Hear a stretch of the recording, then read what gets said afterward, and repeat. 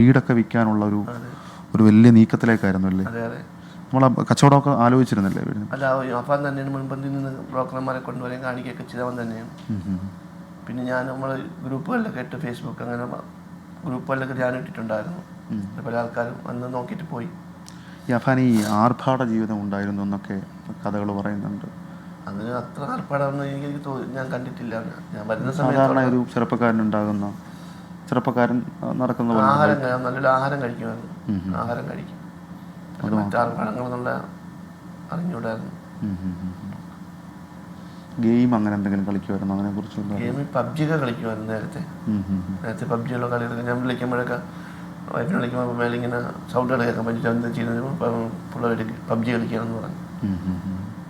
മറ്റു സംശയം തോന്നുന്നു ഒന്നും അഫാൻ്റെ ഇതിലില്ലായിരുന്നു. കാരണം ഞാൻ മനസ്സിലാക്കുന്നത് നിങ്ങളുടെ നാട്ടുകാരോടൊക്കെ ചോദിക്കുമ്പം അഫാൻ ഈ പുറത്തിറങ്ങി എല്ലാവരോടും ചിരിക്കുന്ന ഒരാളാണ്, ഒരു പ്രശ്നവുമില്ല, നാട്ടിൽ ഏതൊരു സാധാരണക്കാരനെ പോലെ വളരുന്നതാണ്. ഒരുപക്ഷെ പെട്ടെന്ന് എന്തെങ്കിലും ഉണ്ടായ ഒരു ആലോചനയിലായിരിക്കാമല്ലേ? എന്താണ് സംഭവിച്ചത് എനിക്കിപ്പോഴും ഒരു ഇതുമില്ല. പോലീസിനോടൊക്കെ ബന്ധപ്പെടുന്നുണ്ടോ? അന്വേഷണം എങ്ങനെയാണ്? അവർ വന്ന് സംസാരിക്കുന്നത്? വിളിക്കുമ്പോഴും അല്ലെങ്കിൽ ഞാൻ എപ്പോഴും എത്താറുണ്ട്, അവരുടെ കാര്യങ്ങൾ പറയാറുണ്ട്. എപ്പോൾ വിളിച്ചാലും ചെല്ലാന്ന് പറഞ്ഞിട്ടുണ്ട്. പോലീസ് പൂർണ്ണമായി സഹകരിക്കുന്നുണ്ട്. DK മുരളി MLA ആണെന്ന് തോന്നുന്നു. എല്ലാ ദിവസവും വരുമെന്ന് തോന്നുന്നില്ല. എല്ലാം DK മുരളി വിളിച്ച് കാര്യങ്ങളൊക്കെ അന്വേഷിക്കുന്നു. സാറിനെ വന്ന് കണ്ടിട്ടുണ്ടായിരുന്നു, കാര്യങ്ങൾ പറഞ്ഞിട്ടുണ്ട്. സാറാണ് ഇവിടുത്തെ ഈ ആശുപത്രിയിലെ ചിലവുകളൊക്കെ സാറും നമ്മുടെ സുഹൃത്തുക്കളെ അവർ രണ്ടുപേരുടെ ഷമീമും അബൂബക്കറും എല്ലാം കൂടെയൊക്കെ ചെയ്തു തന്നത്. ഷമിയോട് പറഞ്ഞോ ഡിസ്ചാർജ് ആവുകയാണെന്ന്? പറഞ്ഞു. ഇപ്പം എങ്ങോട്ട് പോകുമെന്ന് ചോദിച്ചോ? വീട് കിട്ടിയാന്ന് ചോദിച്ചു. വാടകയ്ക്ക് വീട് കിട്ടിയാൽ നമ്മൾ കിട്ടിയില്ല, എന്തെങ്കിലും ചെയ്യാമെന്നാണ് പറഞ്ഞേക്കും. എവിടെയെങ്കിലും കിടത്തിയല്ലേ പറ്റുമോ, എന്തെങ്കിലും ചെയ്യാമെന്ന് ഞാൻ പറഞ്ഞു. മക്കളെ കുറിച്ച് ഇപ്പോഴും സംസാരിക്കുന്നുണ്ട്? ചോദിക്കുന്നുണ്ട്, മക്കളെ കുറിച്ച് ചോദിക്കും. ഇനി ഇതിൽ കേരളത്തിലോട് അല്ലെങ്കിൽ ഒരു കാര്യം നമുക്ക് സംഭവിച്ചു പോയി. നമുക്ക് പറയാൻ വളരെ എളുപ്പമാണ്, നോട്ടത്തിൻ്റെ പ്രശ്നമാണ്, നോട്ടപ്രശ്നമാണെന്നൊക്കെ. പക്ഷെ ഞാൻ മനസ്സിലാക്കുന്നതനുസരിച്ച് അബ്ദുൾ റഹീം എന്ന് പറയപ്പെടുന്ന മനുഷ്യൻ 2 മക്കളെയും നന്നായി നോക്കിയൊരു മനുഷ്യനാണ് അല്ലേ? നന്നായി നോക്കിയത് രണ്ടുപേരെ. അവരുടെ എല്ലാ ആഗ്രഹങ്ങളും സാധിച്ചു കൊടുത്തിട്ടുണ്ട്. എന്താവശ്യപ്പെട്ടാലും ഞാൻ വാങ്ങിച്ചു കൊടുക്കും. അതിലാണ് ഒരു മകൻ ഇങ്ങനെ കൂടപ്പിറപ്പിൻ്റെ ഉയരെടുക്കുന്ന അവസ്ഥയിലേക്ക് പോയത്. കേരളം മൊത്തം ഞെട്ടലാണ്. ഞാനത് വീണ്ടും പറയാനുള്ള കാര്യം നമ്മളിപ്പോൾ ഒരിക്കലും പ്രതീക്ഷിക്കുന്നില്ല. പക്ഷേ അഫാൻ്റെ മാനസികാവസ്ഥ, അഫാൻ 23 വയസ്സുകാരനായ അഫാൻ ഇങ്ങനെ സെൻട്രലൈസ്ഡ് ആയിട്ട് അഫാന് കിട്ടുന്ന പ്രഷർ ഉണ്ടാവും, സമ്മർദ്ദം. അയാൾ ഇങ്ങനെ ഇത് പൈസയെക്കുറിച്ച് കേൾക്കുക. അത് റഹീമിന് അറിയില്ല എന്താണ് സംഭവിച്ചത്. നമുക്കിപ്പോൾ ഷമിയോട് മാത്രമേ അതിനകത്ത് കുറച്ചുകൂടെ ക്ലാരിറ്റി വരുത്താനുള്ളൂ. പക്ഷേ ഈ ഒരു അവസ്ഥയിൽ അവരോട് ചോദിക്കുന്നതിൽ പരം ക്രൂരതയും വേറെ ഇല്ല. കാരണം അത്രത്തോളം ശാരീരികവും മാനസികവുമായിട്ടുള്ള ബുദ്ധിമുട്ടുകളിലാണ്.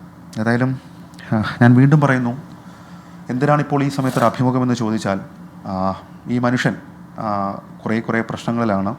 ആ പ്രശ്നങ്ങൾ അഡ്രസ്സ് ചെയ്യപ്പെടണം. ഇവരുടെ കുടുംബത്തെക്കുറിച്ച് പ്രചരിക്കുന്ന കഥകളിൽ ചിലത് അവാസ്തവമാണ്, ചിലത് സത്യമല്ലാത്തതാണ്. ഇപ്പോൾ 2 പുതിയ കാര്യങ്ങൾ അദ്ദേഹം പറഞ്ഞിട്ടുണ്ട്. ഒന്ന്, അത് പോലീസിനും കഴിഞ്ഞ ദിവസം കിട്ടിയ വിവരമാണ്.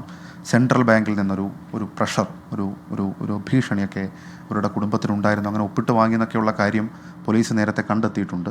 രണ്ടാമത്തൊരു കാര്യം, ഈ തട്ടത്തുമലയിലെ ബന്ധുവിൻ്റെ കയ്യിൽ നിന്ന് കുറച്ച് പണം വാങ്ങി. ഈ 2 കാര്യം മാത്രമാണ് അബ്ദുൾ റഹീം എന്ന പിതാവിന് അറിയുന്നത്. മറ്റു കാര്യങ്ങളൊന്നും അബ്ദുൾ റഹീമിന് അറിയില്ല. ഏതായാലും എനിക്ക് ഇദ്ദേഹത്തോട് പറയാനുള്ളത്, എല്ലാം ശരിയായി വരും, അതല്ലെങ്കിൽ എല്ലാ വിഷമങ്ങളും മാറുമെന്നുള്ളത് മാത്രമാണ്. ഇപ്പം നിലവിൽ നേരിടുന്ന പ്രതിസന്ധി അത് ആശുപത്രിയുമായി ബന്ധപ്പെട്ടുള്ളതാണ്.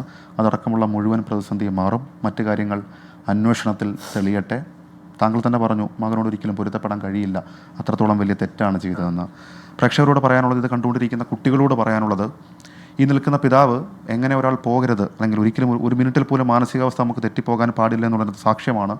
ഒരു 3 നിലയ്ക്ക് മുകളിൽ അദ്ദേഹത്തിൻ്റെ ഭാര്യയുണ്ട് ഷമി, വലിയ ആരോഗ്യാവസ്ഥയിലാണ്. അതൊക്കെ മാറി വരികയാണ്. ഇവർക്കിപ്പോൾ പോകാനൊരവസ്ഥയില്ല. കാരണം പ്രിയപ്പെട്ട 5 പേരെ നഷ്ടപ്പെട്ട മനുഷ്യനാണ് ഇദ്ദേഹത്തിന് സമൂഹത്തോട് പറയാനുള്ളത് നമുക്ക് തന്നെയാണ്. ഒരു കുട്ടിയും ഈ രീതിയിലേക്കൊന്നും മാറിപ്പോകരുത്, അല്ലെങ്കിൽ ഇങ്ങനെയുള്ള ചിന്തകളിലേക്ക്, ജീവിതത്തിൽ പ്രതിസന്ധി വരുമ്പോൾ അങ്ങനെയുള്ള ചിന്തകളിലേക്ക് പോകരുതെന്നാണ് ഈ കുറച്ച് നേരം നമ്മളോട്, അതല്ലെങ്കിൽ പുറത്തേക്ക് ഇത് സമൂഹത്തോട് പറഞ്ഞൊരു കാര്യമാണ്. ഈ അബ്ദുൾ റഹീം എന്ന് പറയപ്പെടുന്ന മനുഷ്യൻ്റെ മുഴുവൻ ബുദ്ധിമുട്ടുകളും മാറും എന്നുള്ളൊരു ഉറപ്പ് മാത്രമാണ് പ്രേക്ഷകരോട് നമുക്ക് പറയാനുള്ളത്. ഷഫീദ് റാവുത്തറാണ് വിവരങ്ങൾ നൽകിയത്. അദ്ദേഹം, അഫാന്റെ പിതാവ്, പുതുതായി ചില കാര്യങ്ങൾ പറയുന്നുണ്ട്. നിലവിൽ അദ്ദേഹത്തിൻ്റെ ദയനീയ അവസ്ഥയെക്കുറിച്ച് പറയുന്നുണ്ട്. പോകാനൊരു ഇടമില്ല, ആ വീട്ടിലേക്ക് തിരികെ ചെല്ലാൻ കഴിയാത്ത അവസ്ഥയാണ് ഇപ്പോഴത്തെ.